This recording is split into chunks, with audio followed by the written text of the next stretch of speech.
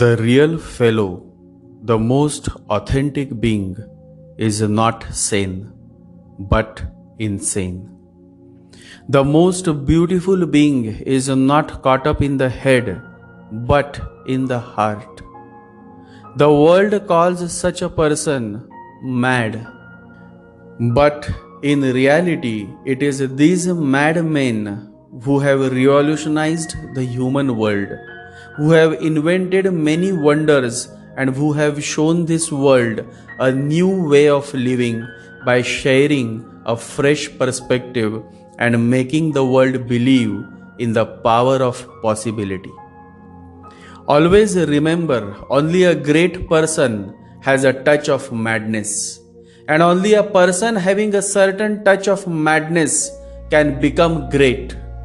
Greatness and madness goes hand in hand. Greatness and madness are next door neighbors, and they often borrow each other's sugar.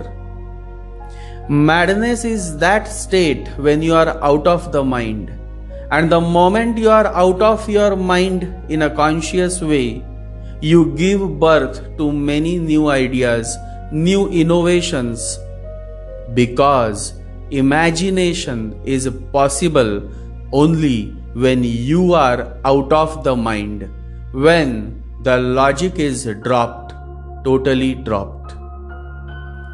One of the greatest scientists, Albert Einstein, says, "Logic will get you from A to B.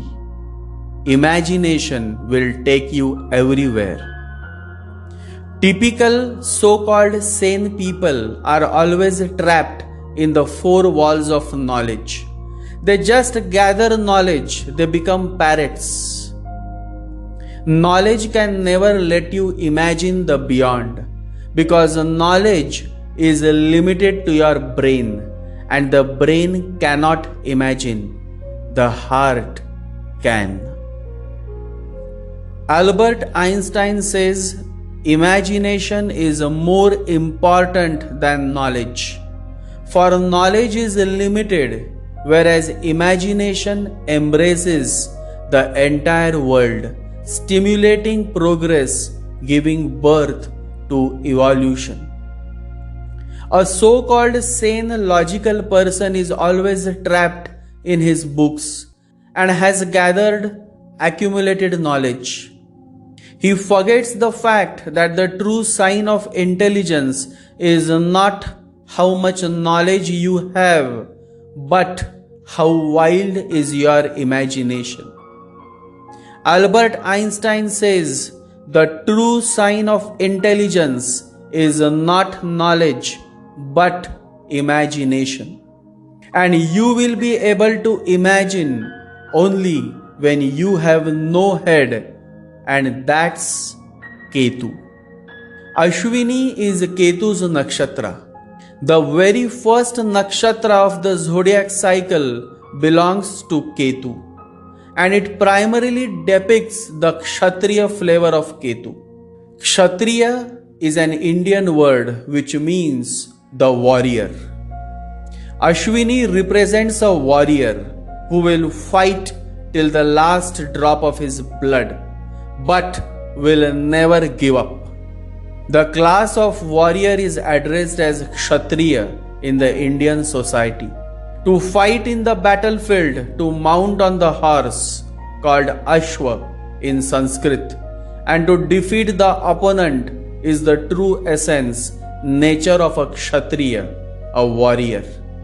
Always remember, whether it is on the battlefield or in the meditation room, unless you are a warrior, you cannot win. You cannot succeed. It is only the spirit of a warrior that can help you succeed in the material world as well as in the spiritual world. And that is how many great warriors have succeeded much faster in their spiritual journey, because when the spirit is of a warrior, then and only then can you experience the beyond, the unseen, the godly. Great warriors on the battlefield and great saints in the monasteries are born only when Ketu, the source, stands firm behind them. Without Ketu's blessings, you can never do the unimaginable. You cannot become great. Greatness comes only when there is a certain touch of madness, and this madness comes only when you slip out of your mind, and this slipping out of the mind is made possible only by the blessings of Sri Ketu. In this human world, there are many millionaires and billionaires, but people remember the warrior. People remember Maharana Pratap. People remember Chhatrapati Shivaji Maharaj. People remember Samrat Prithviraj Chauhan because their contribution is so great that it can happen only when there is no mind but only the heart. When there is no logic but only love, deep love for their motherland. A true warrior is not much focused on killing or fighting, but in safeguarding the future of his people, his country. Warriors are not what you think of as warriors. The warrior is not someone who fights because no one has the right to take another life. The warrior for us is one who sacrifices himself for the good of others. His task is to take care of the elderly, the defenseless, those who cannot provide for themselves, and above all, the children, the future of humanity. To save his people, the warrior fights like a hero. He then doesn't care about his life, his security. He just fights like a brave man. There is no place for head or logic, and that is where Ketu plays a significant role. A great warrior is therefore born only with the blessings of Ketu. Remember, Ketu is the right hand of Guru, the righteousness, the dharma, the justice. When a warrior is fighting on the battlefield, he fights keeping his head aside, because the head blocks the courage, and to a soldier, to a warrior, to a kshatriya, courage is the primary source that enables him to be adventurous. Courage enables him to take risks, and then he fights. He fights like a true warrior, right, left, all directions. He moves his sword, and just the way you cut the leaves of the tree, he cuts the throats and the heads of the opponent army. Ketu plays a vital role in a warrior's life, because unless there is a certain madness to your being, you cannot cut the throats and heads of the enemy army. A sane person can never fight like a warrior. To become a great warrior, there has to be a certain madness to your being, which only Ketu can bring along. The warrior knows that he is free to choose his desires, and he makes these decisions with courage, detachment, and sometimes with just a touch of madness.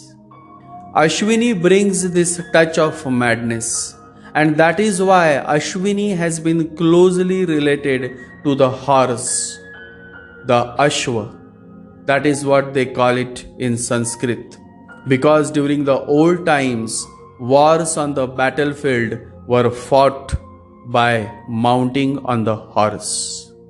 The relation between the warrior and his horse is beyond the power of expression. Maharana Pratap, one of the greatest warrior of the Indian subcontinent, and his heroic horse Chetak, or Chhatrapati Shivaji Maharaj and his heroic horse Moti. History has witnessed many such deep close relation that the great warriors of this human world shared with the heroic horse, the Ashwa. Ashwini, ruled by Ketu, precisely has all the qualities of a heroic horse. And remember, Horse and warrior are not two separate beings, they are one. Oneness always exists between the warrior and his horse. And so the horse always falls in the Kshatriya sect because the horse has all the qualities of a warrior. And just the way a true warrior has a touch of madness, the warrior's heroic horse also has a certain touch of madness. A true warrior is also a good learner. He has a certain deep desire of learning. In our Indian history, there was one such warrior. He was not a Hindu. His name was Jalaluddin Akbar. And he was the greatest Mughal emperor of the whole Indian subcontinent. Although Akbar during his initial days had been very ruthless towards the Hindus, still during his later years he was the only Muslim emperor of India who showed much compassion towards Hindus, and he was the only wise Muslim ruler after many centuries. A time came when Akbar was no more a Muslim but had converted himself to a new religion called Din-e-Ilahi. The founder of this new religion was Akbar himself. Din-e-Ilahi was a religion that was essentially an ethical system, prohibiting such sins as lust, sensuality, slander, and pride, and enjoining the virtues of pity, prudence, abstinence, and kindness. The soul was encouraged to purify itself through yearning for God. There was no sacred scriptures or a priestly hierarchy in this new religion, Din-e-Ilahi. In practice, however, the Din-e-Ilahi functioned as a personality cult contrived by Akbar around his own persons. Members of the religion were handpicked by Akbar according to their devotion to him. Although a great human being and a wise man, Akbar was illiterate. Much of his early years were spent in many wars and the many complexities of administration, and so he had no time to learn. That was the primary reason for his attraction towards wise men. That is how he formed the ministry of 9 wise men, called as Navaratna, meaning 9 jewels of his court. But it is said that Akbar was not happy with these 9 wise men because he could not learn anything from them, and so one day he called all the 9 wise men in his court and said, "You are here and you are the wisest men in today's world, but I have not been able to learn anything from you. What is the matter? You all are here and yet I remain the same. Then what are you doing here?" The 9 wise men remained silent. After all, they were standing before the most powerful man on the planet, Emperor Akbar. So they could not utter a single word, but there was a child. The child had come along with one of the wise men, and listening to Akbar's words, the child laughed out loudly.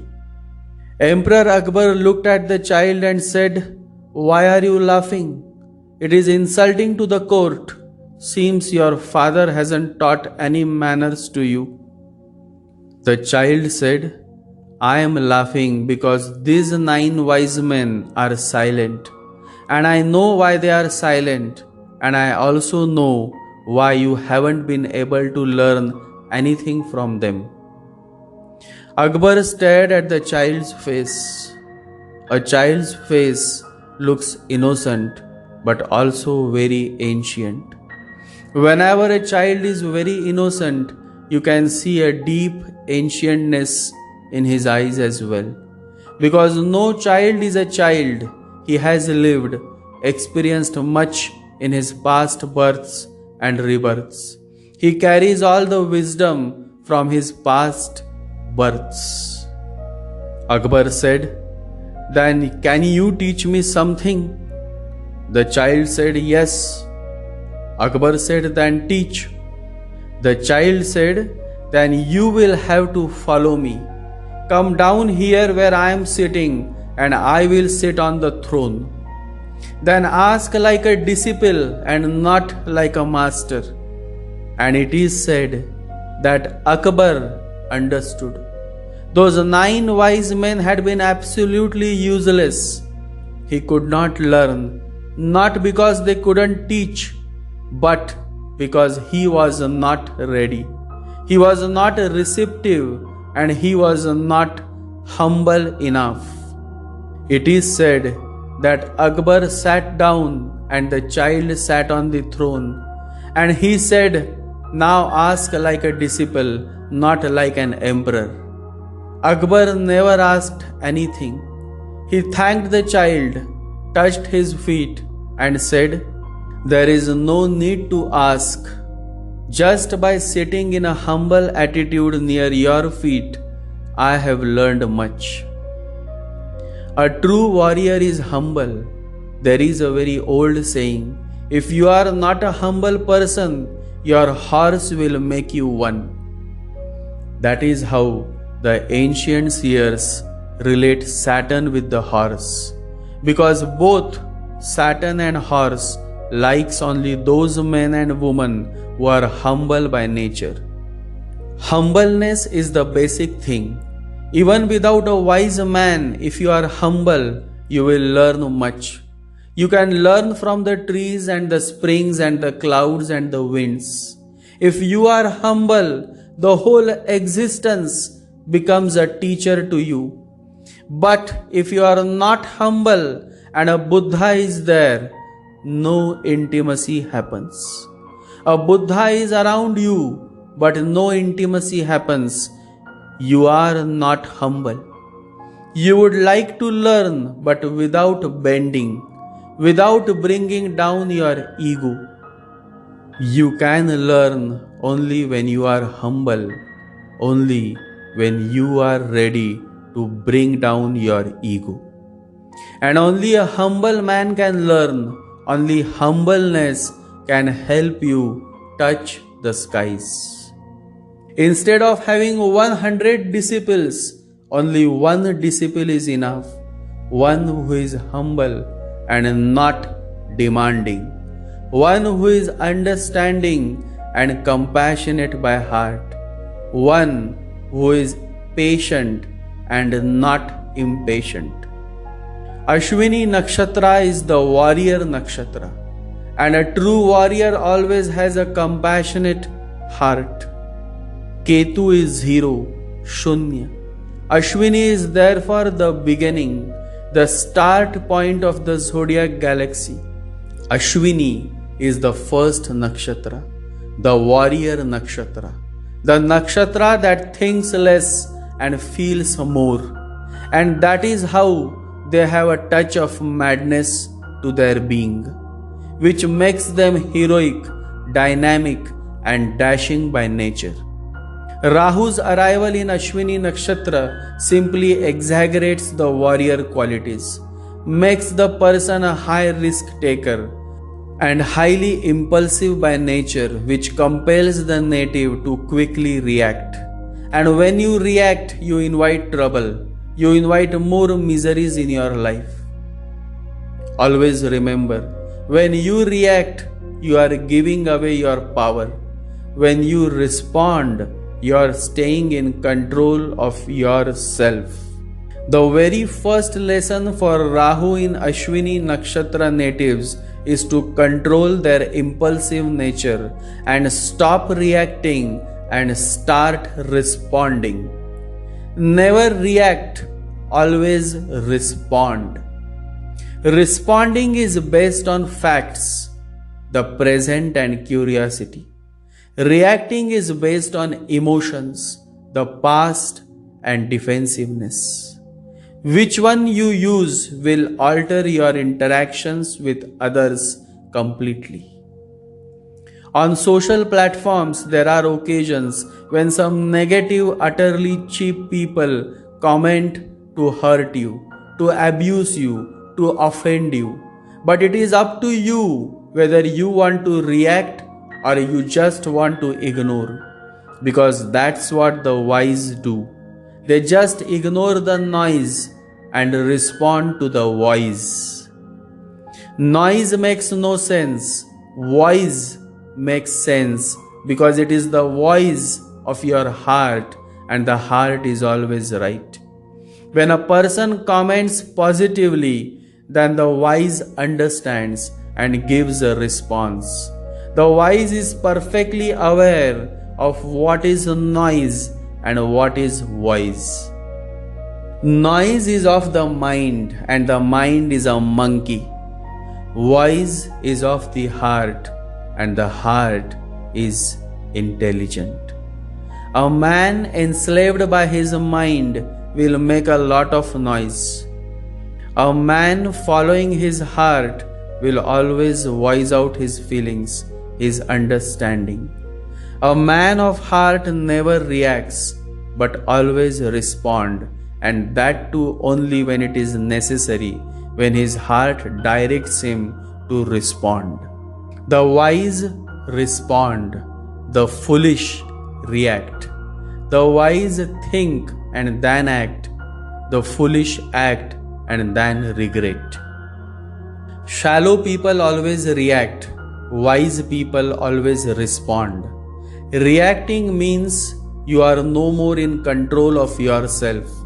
Responding means you are in control of yourself. Response can be in many ways. You may just disconnect or block those who create a lot of noise and disturbance in your life.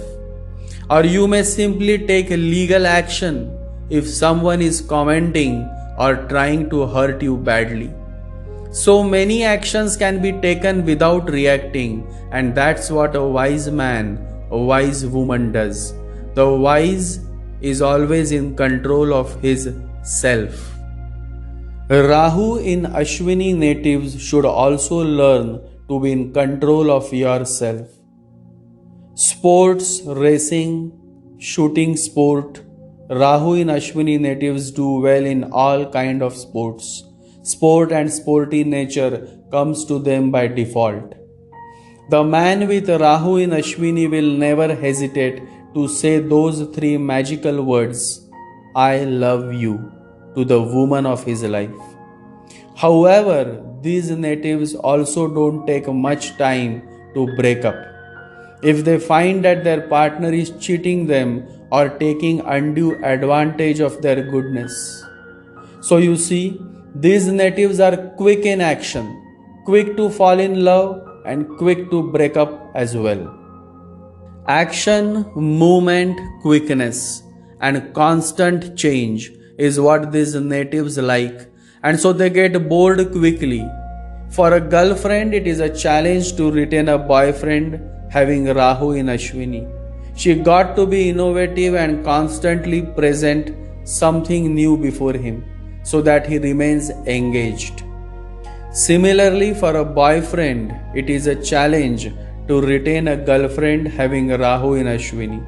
He needs to bring something new to the table so that his girlfriend remains interested in him and not break up with him. The most effective way to keep a Rahu Ashwini girlfriend or boyfriend engaged is by constantly giving them pleasant surprises. Life is always interesting when there are many surprises on your way. Life has so many surprises, and when life has so many surprises, boredom never settles in you. When it comes to spiritual practice, I always recommend walking meditation to men and women born in Ashwini Nakshatra or with Rahu in Ashwini Nakshatra.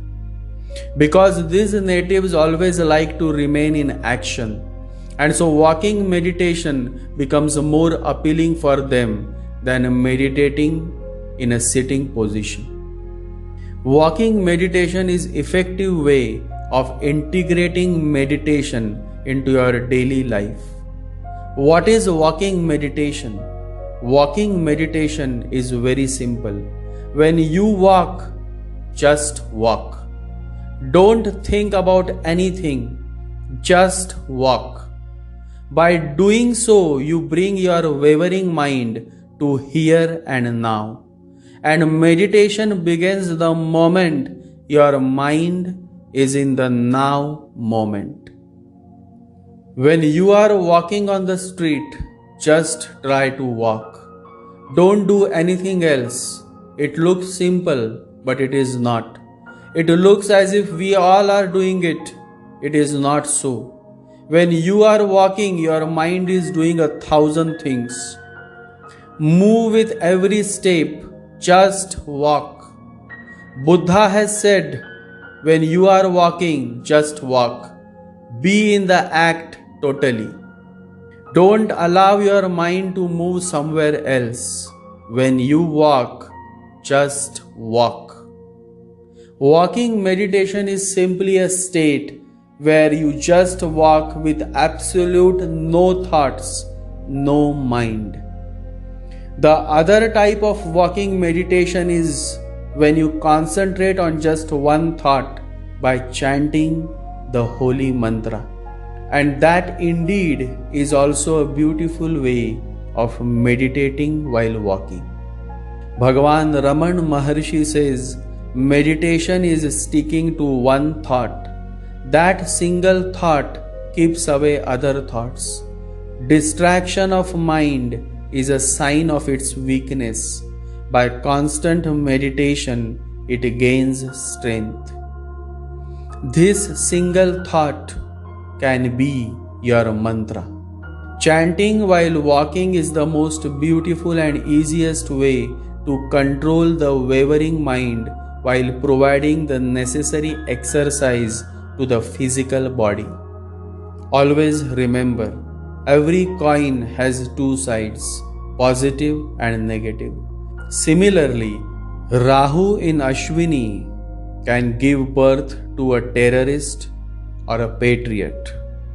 Remember, the risk is the same, the dashingness is the same, the willingness to die for a certain cause is the same, but the nature of the cause is different. A terrorist attacks because he wants to cause trouble. A patriot attacks because he wants freedom for his people, for his country. Ashwini Rahu can go either way, a terrorist or a patriot. Ashwini has immense willpower and strength of a horse. And on top of that, when the Rahu comes in Ashwini, then you got a man who is fired up with a certain purpose, certain mission.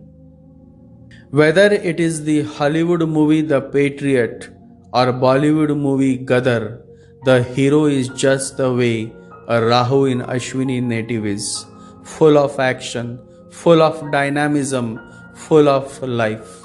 He has a certain mission.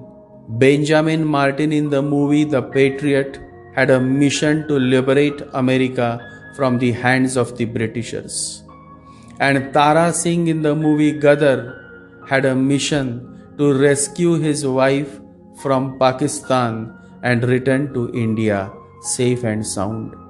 In both scenarios, the hero has a certain madness to his character. He takes many risks. He risks his life, shows great courage. That's how Rahu in Ashwini is.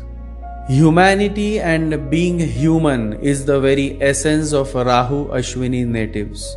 You all must remember that Ashwini is the godly nakshatra, the only nakshatra ruled by Ketu that is mentioned by the ancient seers as a Devgan nakshatra, meaning godly nakshatra, because Ashwini primarily has the qualities of a true kshatriya, a true warrior.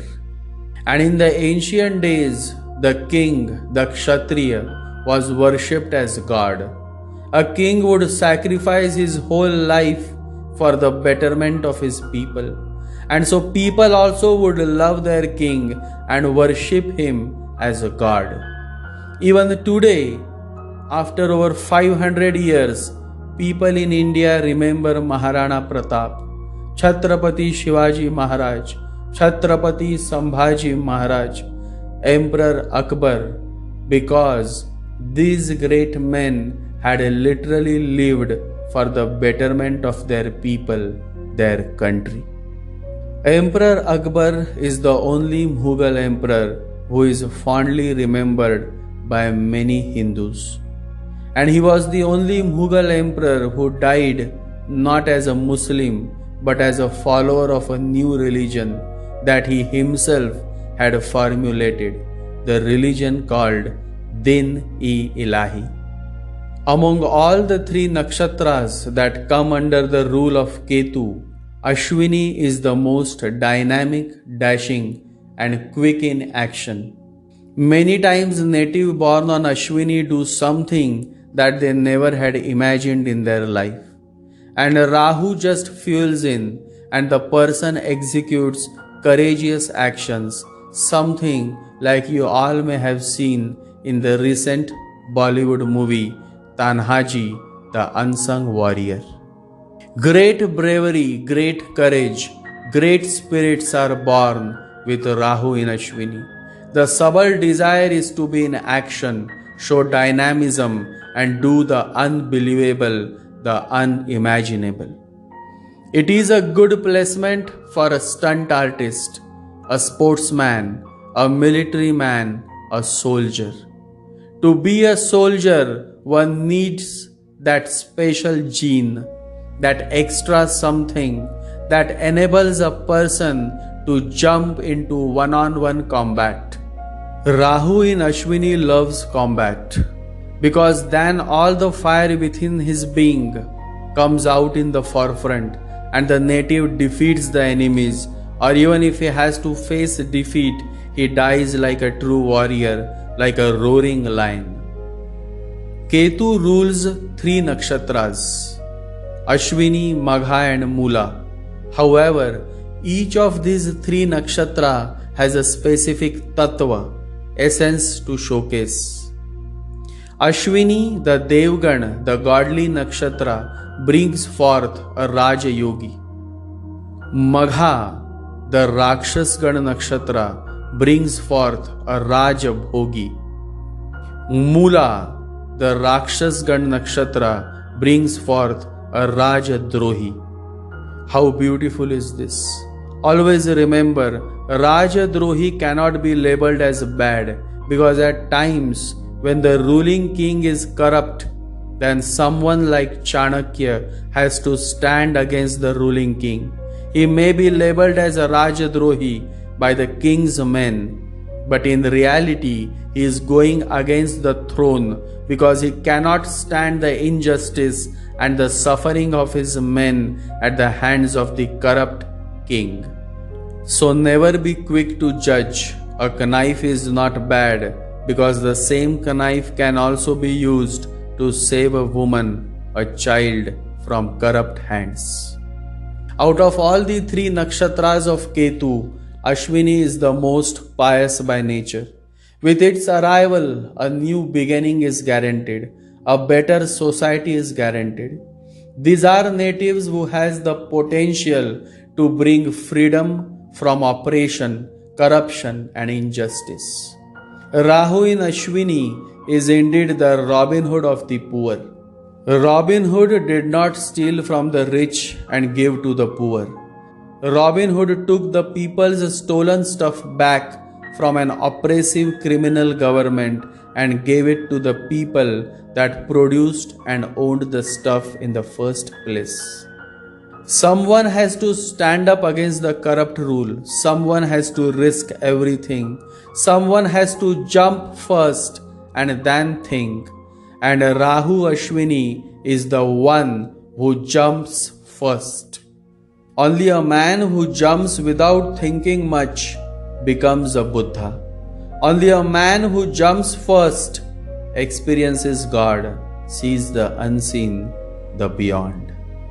This nature of risking everything, not thinking much, and crossing all limits just to do the unimaginable is what comes your way when a person has a Rahu in Ashwini, receiving positive aspects in the birth chart. Falling in love, risking everything for love, chasing a certain goal, a mission, and being always action oriented is what Rahu in Ashwini bring along. Someone has to start, and always the one who starts is courageous by nature, is a dashing, is a dynamic, is a risk taker, is the hero. Ashwini is the start, the starting point, the starting nakshatra of the zodiac cycle. And Rahu in Ashwini simply loves to initiate a project, loves to start a series, to start a business, to start a relationship.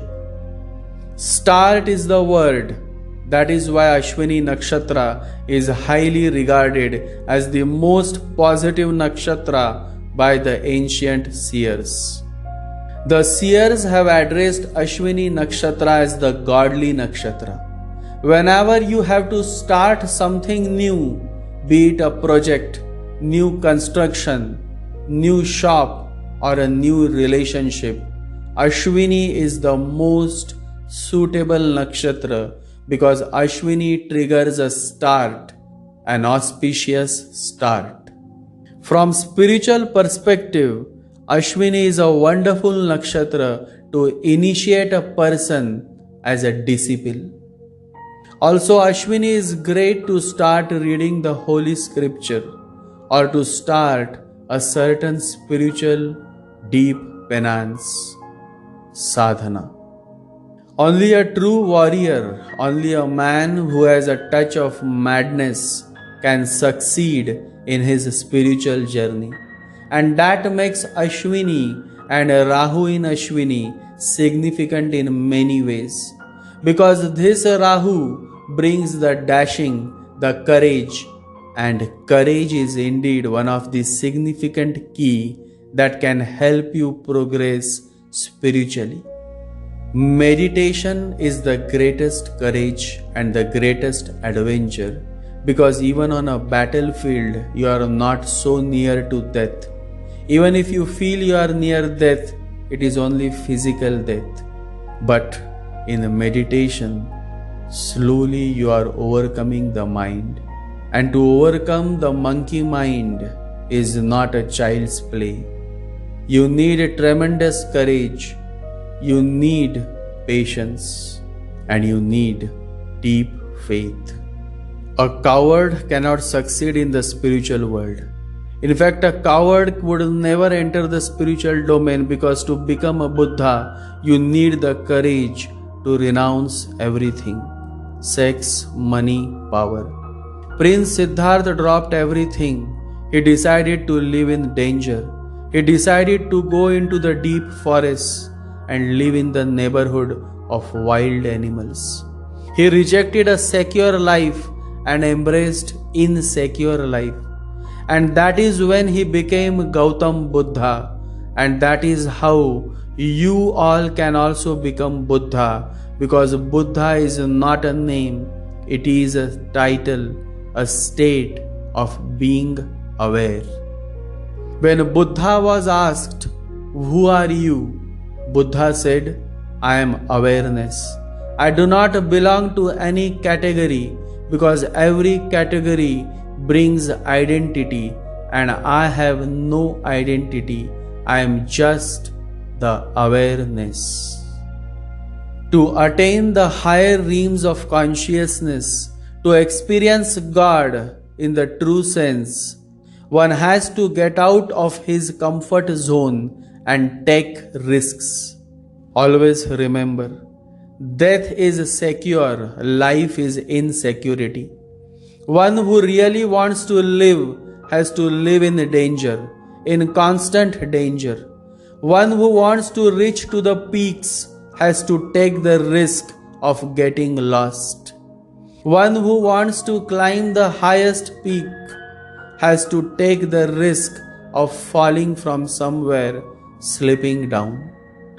Ashwini Rahu can take risks, and because they take risks, they earn more and attain fame and wisdom.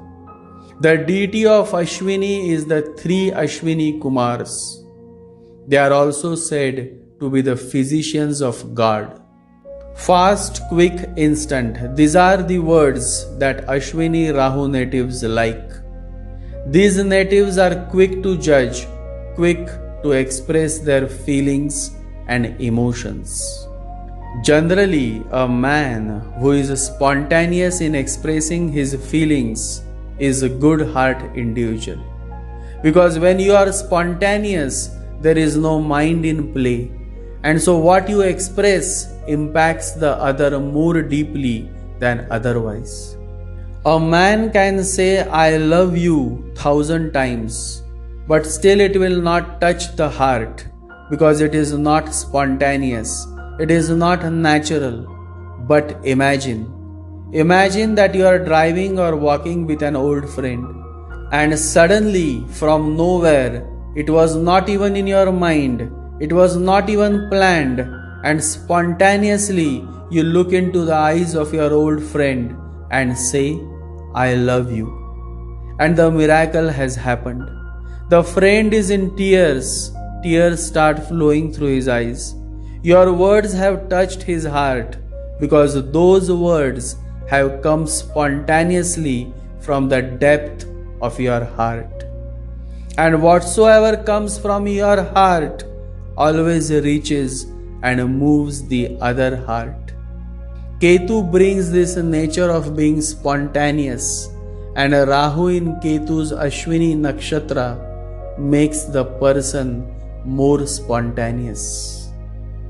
Always remember, life is only if you live it raw. When you live it in all its wilderness, when you live it naturally, spontaneously. You are spontaneous only when your mind is absent. Spontaneity is the fragrance of no mind. Whenever you are spontaneous, you look beautiful. Reminds me of a story, the story of Mary. Mary was one of the greatest lover of Jesus.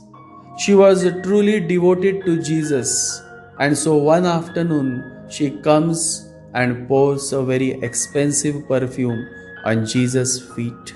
Jesus smiles, but Judas is angry. Judas must be a communist because he says to Jesus, "How can she pour such an expensive perfume? We could have fed the whole town from the price of such an expensive perfume. And why you allowed her?" Jesus looked into the eyes of Judas and said, "Not knowing how to express her feelings, spontaneously she has poured this perfume on my feet. Unable to express her love by pouring this perfume on my feet, she has expressed her love. How can I stop her? The poor will always be with you, but I will not always be with you. You can feed the poor later when I am gone, but I cannot stop her. You can see only the perfume, I see her heart.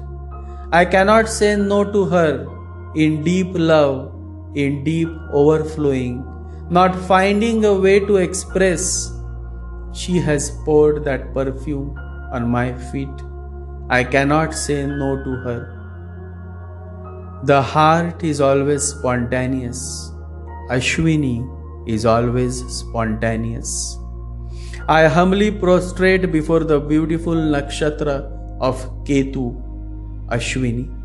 One who is spontaneous, one who has a pure heart, one who follows the voice of the heart. Start is very important. There are millions of people out there who want a second chance to start a new life. Ashwini gives this opportunity to start again. And Rahu in Ashwini never give up. Reminds me of the greatest freedom fighter of India, Lokmanya Bal Gangadhar Tilak. His whole book on Bhagavad Gita was burned by the cruel British jailer. But Tilak was not a common soul. When his whole book that he had authored while in jail was destroyed by the British officer, he said, Punashya Sri Ganeshaya, meaning, let's start again. And Lokmanya Tilak composed the book again, a whole book of over 500 pages. That was how his spirit was, high, and that is how tall Lokmanya Tilak was. Your height is not based on how many feet you are tall, but how strong is your willpower and how deep is your understanding. Rahu in Ashwini has the spirit of starting up. No matter how many times you knock down these natives, they will stand up and start again. Our greatest glory is not in never falling, but in rising every time we fall. Starting is important, initiating is important. In the old days, the monarchy would fear that if a person establishes his own empire, then it will be difficult to manage him, because now he has become independent. Now he is no more our vassal, but has become the king. That is how the Mughal Emperor Aurangzeb became worried when he heard the news that Shivaji Maharaj has established his own kingdom, Swarajya, that he was formally crowned as the Chhatrapati, meaning the emperor of his kingdom. And Shivaji Maharaj was the only man after centuries to establish the first secular state, the state of Swarajya, that later blossomed under the rule of the mighty Peshwas. And then a time came when the Mughal Empire became a vassal of the great Marathas. You see how the tables turn? Just a start, just the establishment of a new kingdom, and slowly the Marathas grew in leap and bounds while the Mughal Empire started declining. You just need to start. Many people will stop you from starting because many are aware that once you start, nobody can stop you. Buddha always said that you need to start meditating. You need to start turning inwards. You need to start accepting your mistakes. Those who listened to his words progressed in life. Start brings progression. Ashwini brings progression. The only message for Rahu in Ashwini natives is that just as you know when to start, you also should know when to stop. And you should stop only when you have gone all the way, not until then. Buddha says there are only two mistakes one can make along the road to truth: not going all the way and not starting. Meditate and remember to start again every time you fail. Failure is simply the opportunity to begin again, this time more intelligently. A fighter always wins, not because he is strong, but because he never gives up. Be a fighter and never give up. Meditate.